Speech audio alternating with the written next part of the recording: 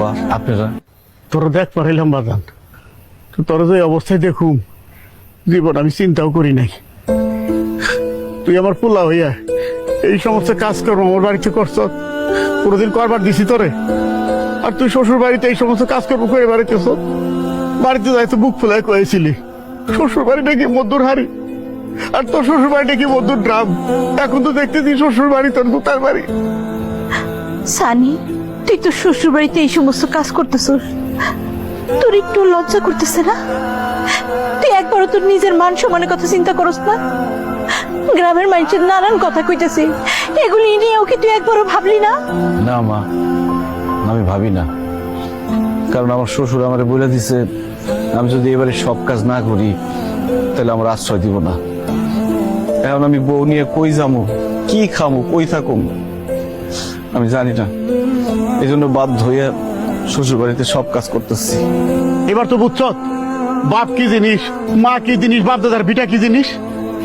বুঝছি আব্বা, বুঝছি। এই কথা কয়ে আমার আর লজ্জা দিয়েন না। আমি বুঝে গেছি বাবা মায়ের মতো আপন পৃথিবীতে আর কেউ নাই।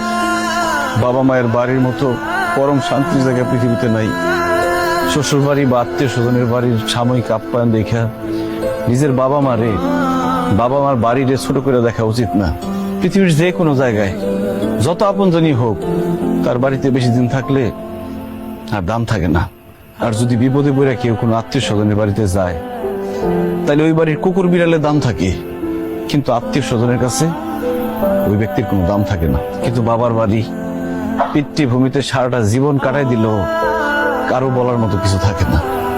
যে বাপদাদার বাড়ি ছেড়ে চলে যায় তার মতো বোকা আর নাই। বাবা মা যতই গরিব হোক তাদেরকে ছোট করে দেখতে হয় না। বাবার টাকা পয়সা না থাক, বাবা আছে, এই কথাটাই যথেষ্ট। বাবার অর্থ, প্রতিপত্তি, সম্পদ কোনো কিছু দরকার নাই। সন্তানের উপর বাবার ছায়াটাই অনেক বড় কিছু।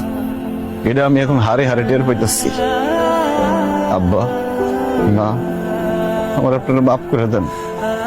আমি শ্বশুর বাড়ির আপ্যায়নের মোহে পড়ে আপনাগুলোকে অনেক খারাপ ব্যবহার করছি। আর দেখো, তোমার সাথে খারাপ ব্যবহার করার ফল আমি হারে হারে টের পাইতেছি।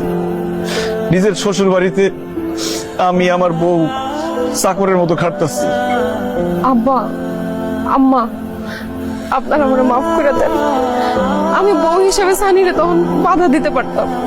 আমি বাধা দিলে, আমি বারণ করলে সে আপনার লোকে খারাপ ব্যবহার করতো না, রাগারাগি করে আপনাকে বাড়ি ছেড়ে চলে যেত না। কিন্তু আমি তারে বাধা দেই নাই, উল্টা আমি উস্কানি দিচ্ছি। আম্মা, আপনি আমার মাফ করে দেন। আব্বা, আমার মাফ করে দেন। আব্বা, বৌমা, তোমরা তোমাকে ভুল বুঝতে পারছো।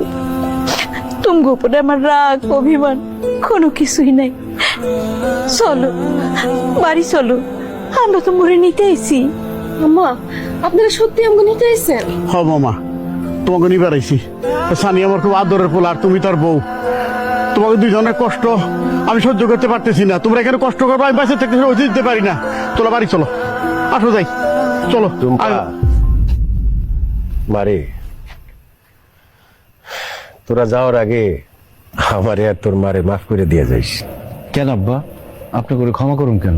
যখন আমি বুঝতে পারলাম যে তুমি তোমার বাবার সাথে ঝামেলা করে আমার বাড়িতে একবারে উঠে আসছো, তখন আমার মনে হইল যে তোমারে যদি আমি অতিরিক্ত আদর আপ্যায়ন করি, খাতির যত্ন করি, তাইলে তুমি কিছুতেই বুঝতে পারবা না যে তোমার বাবা মা তোমার কত পরম ধন। তুমি বুঝতে পারবা না যে পিত্রালয় মানুষের পৃথিবীর মধ্যে সবচাইতে শান্তির স্থান। সেই জন্য আমি তোমারে ইচ্ছা কইরা তোমার সাথে খারাপ ব্যবহার করছি, আমার বাড়ির সমস্ত কাজ করাইছি, যাতে তুমি পৃথিবীটাকে বুঝো, বাস্তবতা বুঝো, জীবনটা বুঝো। বুঝো বাপ মা ছাড়া পৃথিবীতে আপন কেউ নাই। সেই জন্যই আমি তোমার সাথে ইচ্ছা করে এই ব্যবহারটা করছি। হ্যাঁ জামাই বাবাজি, তোমার শ্বশুর যেটা বলছে সত্যি কথাই বলছে। তোমার ভুল ভাঙানোর জন্য তোমার শ্বশুর তোমার সাথে খারাপ আচরণ করছে। যদিও তুমি জামাই হিসাবে আমাদের খারাপ আচরণ করাটা ঠিক হয় নাই বাবা। কিছু মনে করো না বাবা, আমাকে মাফ করে দিও। না আব্বা, আপনি যেটা করছেন একদম ভালো কাজ করছেন। না হলে তো আমি কোনোদিন বুঝতেই পারতাম না বাস্তবতা কি। আমি কোনোদিন আমার ভুল বুঝতে পারতাম না। আমি বুঝতে পারতাম না শ্বশুর বাড়ির আপ্যায়ন ক্ষণস্থায়ী। আম্মা, আব্বা, আপনাদের ধন্যবাদ। তোমরা চলো, আমাকে বাড়িতে চলো।